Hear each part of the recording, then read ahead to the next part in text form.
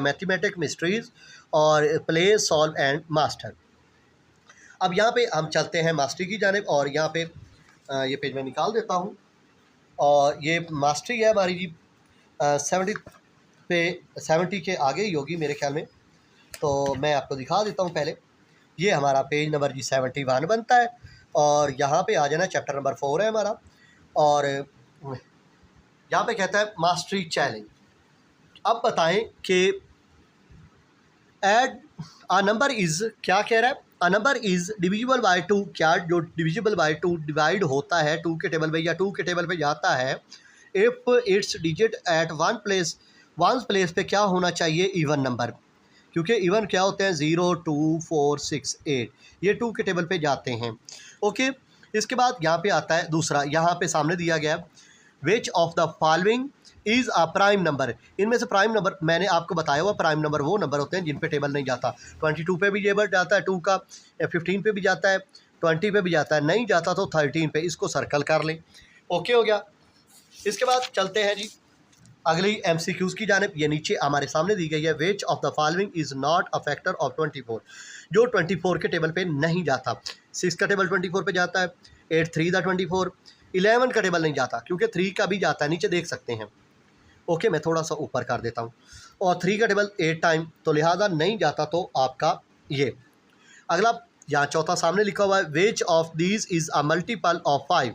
इनमें बताएं कि मल्टीपल ऑफ 5 यानी कि 5 के मल्टीपल ऑफ 5 का मतलब है 5 का टेबल, तो 5 के टेबल में कौन सा जाता है जी, 25 जाता है, तो 5 5 या 25 होता है, इसको सर्कल कर लें। ये कह रहा है कि बताएं कि what is a common factor of 9 and 12, क्या 9 और 12 के टेबल पे कौन सा सेम टेबल जाता है। मेरे हिसाब से 3 3 द 9 और 3 4 द 12।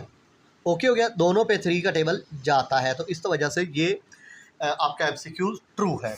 अब चलते हैं जी खाली जगह की जानिब। ये आपके सामने खाली जगह आ गई, और किताब हुई हुई या जिल्द हुई हुई, थोड़ा सा आपको मेरा साथ देना पड़ेगा। A number is divisible by 3, divisible by 3 के टेबल पे जाता है, if the sum of its is divisible by 3, ऐसा नंबर बताएं जो डिविजिबल बाय 3 पे जा सके। तो यहाँ पे डिजिट्स, यहाँ पे क्या आएगा, डिजिट्स। ओके, अब यहाँ पे क्या कहता है, इफ़ अगर a number has more than 2 factor, 2 से ज़्यादा उसके फैक्टर बनते हो, फैक्टर कहते हैं पार्ट्स को, पार्ट्स का मतलब है हिस्से, और उर्दू में हिस्सों का मतलब ले सकते हैं कि जो फ़र्ज़ करो 8 है, तो 8 के टेबल पे यानी कि 1 का टेबल भी जाता है, 2 का भी जाता है, 4 का भी जाता है, एंड 8 खुद पे भी जाता है। तो हैज़ मोर देन 2 से ज़्यादा फैक्टर इसके बनते हैं, तो is called a dash number, तो वो क्या कहलाएगा, जिसके ऊपर टेबल जाते होंगे वो कहलाएगा कंपोजिट नंबर। क्या कहलाएगा, कंपोजिट। और ऐसा नंबर जो किसी टेबल पे नहीं जाएगा वो कहलाएगा prime number. The first 5 multiple of 4, 4 1 the 4 4 2 the 8 4 3 the 12 4 4 the 16 4 5 the 20। The number 7 is a dash number because it has no other factor beside 1 and itself। मैं बता देता हूँ, इसका मतलब ये है कि 7 किसी और टेबल पे नहीं जाता, because it has no other factor, इसका कोई और फैक्टर नहीं बनता, ये किसी और टेबल पे नहीं जाता, तो ये प्राइम नंबर है। क्या है, प्राइम नंबर। ओके हो गया। The common multiple of 2 and 4 include, यानी कि 2 का टेबल भी जाता हो, 4 का टेबल, सीधा सीधा 4 2 द 8 4 3 द 12 4 4 द 16 4 5 द 20, 2 भी जाता है और 4 भी जाता है। तो ये हमारे खाली जगह कंप्लीट हुई। अब चलते हैं क्वेश्चन आंसर की जानिब। यहाँ पे कहता है कि circle all the prime number in the list, इनमें आप सर्कल करें ऑल द प्राइम नंबर जो प्राइम नंबर पे जाते हैं इन द लिस्ट, लिस्ट में। तो देखें, प्राइम नंबर वो नंबर होते हैं जिन पे टेबल नहीं जाता। पहले नंबर पे आप ये 2 को सर्कल कर लें, 4 पे टेबल जाता है, 6 के टेबल जाता है, 7 पे टेबल नहीं जाता, ओके, 9 पे टेबल जाता है, 11 पे टेबल नहीं जाता, 13 पे कोई भी टेबल नहीं जाता, 15 पे टेबल जाता है, 17 पे टेबल नहीं जाता, 19 के ऊपर भी टेबल नहीं जाता। ओके, इसके बाद use read the two colour all composite. मैंने आपको बताया कंपोजिट वो नंबर होते हैं जिन पे टेबल जाता है, तो 10 के ऊपर भी जाता है, ठीक हो गया।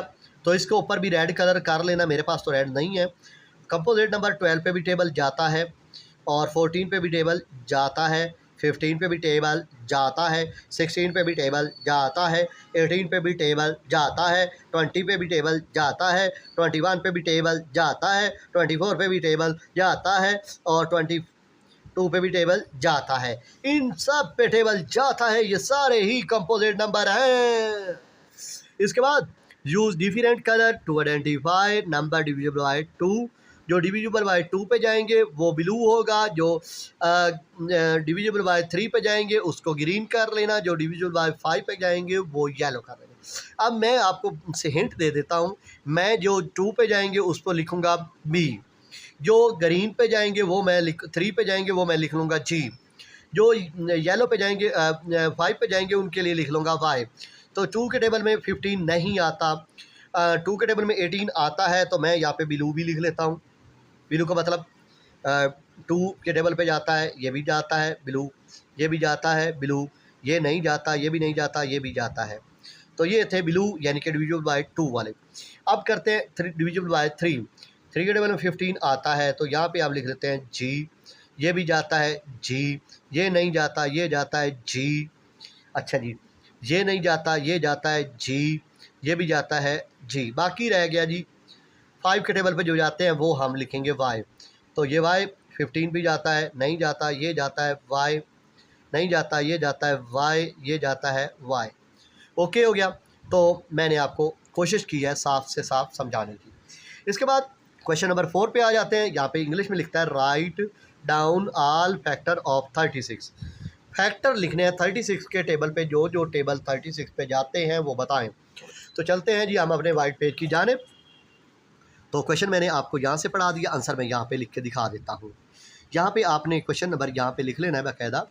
मैं इसको थोड़ा साइड पे कर देता हूँ बुक को, और ठीक है। अब यहाँ पे लिखते हैं जी क्वेश्चन नंबर क्या था हमारे पास 4, यहाँ पे 4 लिखा। अब यहाँ पे इंग्लिश में लिखते हैं फैक्टर ऑफ 36। अब देखिए 136 द 36, 2 का टेबल कितने टाइम 19 द 36, 18 और 18, मेरे ख्याल में 18 था, 2 18 द 36। अच्छा इसके बाद क्या आएगा 3 12 द 36, 4 9 द 36। ओके, तो यहाँ से आपने शुरू किया और ऐसे और ऐसे। ओके, तो हम इसका आंसर कैसे लिखेंगे, ऐसे 1, ये वाला 2, ये वाला 3, ये वाला 4, ये वाला 9, ये वाला 12 और ऊपर क्या था 18 एंड लिख के आप लिख लें 36। तो ये आपका चौथा क्वेश्चन कंप्लीट हुआ। चलते हैं क्वेश्चन नंबर 5 की जानिब। यहाँ पे आ जाता है क्वेश्चन नंबर 5 आ चुका है हमारे पास। ये कहता है complete the factor pair of 32। अब मैं बताता हूँ 1 का टेबल 32 पे किन टाइम 1 का टेबल और 32 पे किन टाइम जाता है जी 16, नहीं 132 the 32, 216 the 32, 48 the 32, 84 the 32। Okay, नहीं समझ आई, दोबारा समझाता हूँ। देखें यहाँ पे मैं आपको बकायदा बता के दिखा देता हूँ, फिर आपको इस तरफ ले आता हूँ। ये मैं आप थोड़ा सा आगे कर दिया, ठीक है। ये आपको सामने ऊपर क्वेश्चन नज़र आ रहा है ये वाला, और नीचे मैं दिखाता हूँ। ये अब आप इंग्लिश में लिख लेना factor of 32, 132 the 32, 1 216 the 32, 48 the 32, 84 the 32। आप समझ आई कि ये 1 और ये वाला 32, ये 2 और ये वाला 16, ये 4 और ये वाला 8 और ये 8 और ये 4। ओके, उम्मीद करता हूँ सही समझ आई होगी। ठीक हो गया।